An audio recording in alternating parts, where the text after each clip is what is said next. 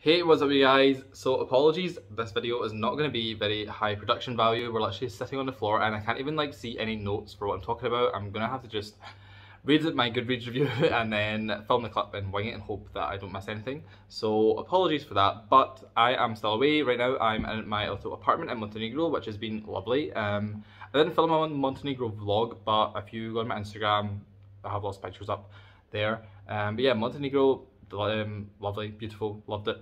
So this is my August wrap up. I read quite a lot of books in August, but as always, there's some that I don't really care about, so I'm not going to talk about them. I'm just going to talk about the ones that I actually care about. And oh, I also need to say, see when European booktubers talk about books in English being expensive, I've always been like, oh, they can't be that bad. Yeah, they are. Like, a paperback is over double the cost of an English paperback in the UK. So can we all please give a round of applause for the European booktubers that actually buy English physical books, because they're investing in books, that's for sure. Anyway, I don't know where I was going with that. Basically, this is my August wrap up. If you enjoy it, please leave a like, please subscribe. Let's just get talking about the very first book. So the first book I'm going to talk about is Vicious by V.E. Schwab. This was on my TBR forever. It's such a popular booktube book, and I finally read it, and I don't think it was the home run I was expecting it to be based on how much people talk about it. But I really love it. So it follows these two college/university friends, Eli and Victor, I think it is.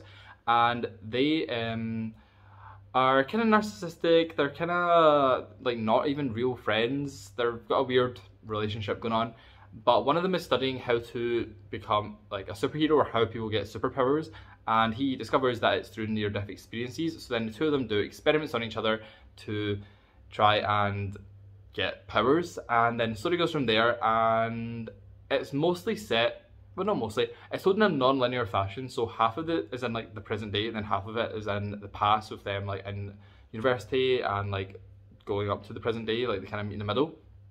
And I thought that kept things interesting a lot of the time. However, because it kept jumping, some of the stuff the flashbacks felt really unnecessary, because we'd already got the gist of things based on the present day, and then the flashbacks would go back and spell things out really clearly. But I feel we didn't need that. For example, one of them, oh my god, I can't remember who's who, but the one that's seeking revenge has this henchman, and you know that they met in prison, and you don't really need to know much more than that. But then you have a whole flashback that's them in the prison, how they met for the first time and stuff, and it just felt unnecessary. I was we don't really need that. But that's just a little nitpick, I guess. But it was just something I felt recurringly through the novel. I was these flashbacks aren't always adding anything. Anyway, overall though, I did enjoy the story. I will pick up the sequel at some point. I don't know when. I might actually get an audiobook, because God knows when I'll read a physical book next. So yeah, I want to say I really enjoyed actually having both characters, Eli and Victor, be villains technically. Neither of them is a very good person, and it's all building up to this reunion and battle that they're going to have at the end of the book. But neither of them really deserves to win. They're both pretty bad people, so I quite like that. I like that kind of aspect of the grey area. Next, I'm going to talk about The Sign of the Devil by Oscar de Murillo. This is the final book in his Frey and Maigret series, which is a series of mystery detective novels set in 1880s Edinburgh. And I absolutely love this series. I've read every single book, and I actually went to the book launch event in Edinburgh of the final book and met Oscar and got him to sign my book and stuff. So that was really cool, and just hear him talk about the book. That was really fun. I can't remember if I vlogged that. No, I didn't. Did I? Anyway, so the whole series overall, every book kind of has its own self-contained mystery, but then there's this overall arching story to do with Maigret's sister and this whole event that happened prior to the start of the first book, where she murdered his parents, or their parents. And then this final book just brings everything together so perfectly. It was the perfect wrap-up of the series. It had its own self-contained mystery again, but it linked in perfectly with the overall narrative, and just all these little loose ends that have been building up throughout the series all come together into this perfect package. And there was just such a explosive, amazing finale. And as sad as I am that the series ended, I think that it ended really well and on a high note. There's no bad books in this series. Every single one is so good, and I would highly recommend it. Definitely, you don't even have to start with book 1. I would say, because I started with book 2, I think it was. I read like book 2, 3, and then 1. I would think those first few, you can kind of just like dive into whatever one sounds more interesting, but obviously like if you read them in the proper order, it would be best. But yeah, I just would recommend this series so much, and I can't wait to see what else Oscar D'Amelio writes, because obviously he's done with this series, so he must be starting something new. And I will definitely be there day one to get whatever he puts out next, because this whole series, like the characters, the storylines, the mysteries, everything has just always been so well done in my opinion, and I just can't wait to see what he does next. So next we're going to talk about Daisy on the Outer Line by Ross Sayers, and this is a Scottish book written in Scots, which I always say to people, like, it's tough when you first start out, but if you stick with it, by like page 20, like your brain just like switches and you just know what the words are saying. So I promise, like, if you stick with this book, you will love it. But this is a time travel story, which I am not always a big fan of. I don't really like time travel that much. However, this one done it really well. And it follows Daisy, who is a girl in like her early 20s, late teenage, like say like 19, 21, that age range. And she shows the world this whole personality where she's like really bold, always up for anything, like won't back down from a fight, kind of selfish, kind of in your face. But on the inside, like, she's very scared, she has a lot of anxiety, she really hates herself, she deals with this like inner voice which is like telling her how worthless and like stupid she is and stuff like that. And the whole story starts with her basically skipping out on her stepdad's funeral because she's like, oh, I don't know him, I don't care about him, I never wanted him in my life anyway, so I don't care. And then she falls asleep on the subway line, or she's in like the subway station anyway, and somehow gets put back in time and has to figure out what to do to get back to the present day within like a certain time frame. And there's just so much to this book. It's actually really, really emotional. So it starts off, you think it's going to be quite a funny book, and there is funny parts to it. Like, Daisy is a funny character, however she's also a really sad, tragic character because she isn't true to herself. Like, she has this double personality. Like, she's shown the world like, oh, I'm this like brave, like fearless, bold person, but then inside, like, she is scared and like she needs her like her parents, like her mom, and she actually is like really loving and kind. And you see her like go through this whole transformation where she realizes like that she doesn't have to try and act like this bad girl that she was trying to put on. So yeah, I really loved it. I would highly recommend this book. And the author has another book, can't remember the title right now, but I'm really wanting to read it next. Another pretty popular booktube book that I read was Horrorstor by Grady Hendrix, and this is a horror novel set in a fictional version of IKEA. It's like this huge furniture store, and 3 employees and then 2 others like sneak in, are staying overnight to work out why there's like so much vandalism going on throughout the night. And then of course, well not of course, but there's a whole paranormal aspect to it, and things just go absolutely bonkers, crazy, like things you can't even imagine start happening in this store at night, and our main character has to try and survive. And I really did enjoy this book. However, there was some really glaring issues to me. First one is the characters were like the dumbest characters I've ever read about. Like, horror characters to a point have to be a little bit dumb to like get themselves in situations and not just like nope out in the first like minute. But these characters were really ripping it. Like, they were just making the stupidest decisions. And like the main one that like stood out to me and I was like, why are they doing this? It made no sense. Was they've already seen paranormal activity within the store, and then they decided to do a seance in the store to like try and communicate with like the ghosts or demons, whatever, which, okay, fair enough, you want to do that. But they handcuff themselves to each other in this circle so like they can't get out of these handcuffs, and I'm like, there was no need for that. There was literally no need. It was the dumbest decision I've ever seen, like maybe in a book ever. And then obviously like things go wrong and they're all trapped in these handcuffs, and I'm like, it was just so dumb.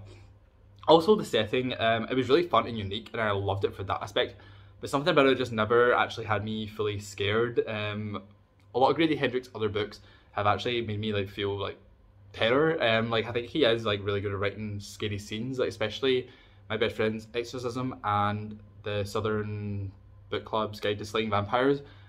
They were genuinely scary in my opinion. This one never really got there. There was a lot of like gross stuff and stuff that kind of made me like, oh, but In terms of like, actual like scared, not so much. But I did really enjoy it overall. Grady Hendrix, I think, is like an auto-read author for me. I think I've read everything by him now apart from Final Girl Support Group, so I need to get on that. But every single author I've talked about so far, I'm like, I need to read their next book. But yeah, this one was really good. And also the design of the book, I think everyone's seen it. Like, it's designed like a catalogue, and it has like furniture things in it, and like coupons and like different stuff like that. It was really fun to read physically, so I would recommend that. But it just wasn't like my favourite out of all his books. So I guess this was the month of really popular books because I also read I'm Glad My Mom Died by Jennette McCurdy. This is her autobiography all about her experience growing up, becoming a child star on Nickelodeon, and her relationship with her mother throughout all of this. Her mother was very emotionally and sometimes physically abusive, and also like some weird kind of sexual stuff in there as well. And basically her mum like gave her an eating disorder, like forced her to be an actress, and then she also details like her complex feelings about acting and like Nickelodeon, and you know, like Dan Schneider, that's pretty infamous at this point. He is like was a really big producer on Nickelodeon, and he's been accused of having like inappropriate relationships with a lot of the younger stars. So she talks about all this, and she writes in a very brutally honest way. And I listened to it on audiobook, which she reads herself, which I definitely would say is like the best way to consume this, because it is very like matter of fact. It's just her telling her story like exactly how it was. And because she reads it herself, she can really like inflict her voice in like the right places and stuff. And I thought it just really added to the experience, especially as someone that loves like podcasts and stuff. This felt like a really long podcast episode, and I listened to it in one sitting. And yeah, it's quite dark at times, quite disturbing at times, but also has like some hopeful moments, and it's also just genuinely interesting as well to hear about, you know, someone's experience with all this stuff. You know, as sad as it is, like, we do enjoy, you know, hearing different people's experiences, for better or for worse. One thing though I did have an issue with that I wish she didn't do, and I haven't really seen anyone else talk about this, is that she really mentions like numbers and stuff when she's talking about her eating disorder. Like, she talks about like she got down to like 89 pounds or something like that, and she talks about like just different weight numbers, like she had like goals and stuff. And I really wish I hadn't done that, because I know that you know, if you have an eating disorder, it's really easy to like latch on to these numbers. Like, everyone that has an eating disorder has like current weight, goal weight, starting weight, like they list these things and it becomes like an obsession. And I think that her giving these numbers could make people who already have eating disorders think like, well, if Jennette McCurdy can get to 89 pounds, like so can I. And I think that's really dangerous, to be honest. So I kind of wish she hadn't done that. But again, it's her story. She told that she wanted to tell it, so it's just a little thing. Like, can't really fault it. Like, I think I gave the book 5 stars. Like, I really loved it, but that's just a little thing that I think maybe if she like spoke to someone else like with an eating disorder, maybe, I don't know what she'd done, but I just think that bit was a little bit, didn't really need to be there. Like, you can talk about your eating disorder without talking about like what weight you got to and stuff. But anyway, overall, really enjoyed it, really recommend. Obviously it's got a lot of trigger warnings and stuff, but it was an interesting book. So this last book that I'm going to talk about is one that I want to talk about purely to brag that I finally read it, and that is Beowulf by no one knows. This is an epic poem written like over 1,000 years ago. It was written, I think, estimated like the year 900, they think, and it is one of the earliest, or the earliest, still surviving English prose. I think that's right. I might be talking rubbish here, but anyway, it's like an epic poem, and I read the translation by Seamus Heaney, which was so accessible and so gripping and so fun to read, and I would highly recommend it if you have any interest in reading like ancient literature. This is such a good place to start, because he has translated it into just like really accessible, easy language without ruining the integrity of the poem, in my opinion. And even if you are a little bit lost still, in this translation, at the side of every stanza or every other stanza, there's like a little tiny like sentence like summarizing what is going on, so that you are still like keeping up to date. Like, even if you are reading a stanza and you're like, I don't really get this, like there's a little tiny summary, like you're fine. And I really was gripped by this story, which I was not thinking I was going to be. I expected to just read it purely to say I read it and be like, oh, that was like interesting, I guess. But like, I genuinely enjoyed the storyline, which for something written like so long ago is very impressive in my opinion. And yeah, I just can't recommend that translation enough. It's by Faber and Faber, but it's Seamus Haney is his name. It will be on the screen every here. And yeah, it's just an epic poem about like this conqueror, like fighting these monsters, which I'm pretty sure, yeah, like dragons. And like overall, I don't really know how to summarize it, but it was fun, and I would recommend if you're interested in trying to read something that's like this, read this one. So that has been my August wrap up. I hope you enjoyed. I hope it wasn't too messy. You know what? When you're traveling, you gotta do what you gotta do, and sitting here on the floor is what I had to do in today's video. But yeah, if you enjoyed, please leave a like and please subscribe. Leave your thoughts in the comments on any of the books that I have just talked about. I would love to discuss them with you, and I hope that you're enjoying my travel vlogs. I didn't make one from Montenegro, I think I said this in the intro actually, but follow me on Instagram if you want to see all my pictures and everything else. And yeah, thanks for watching and goodbye.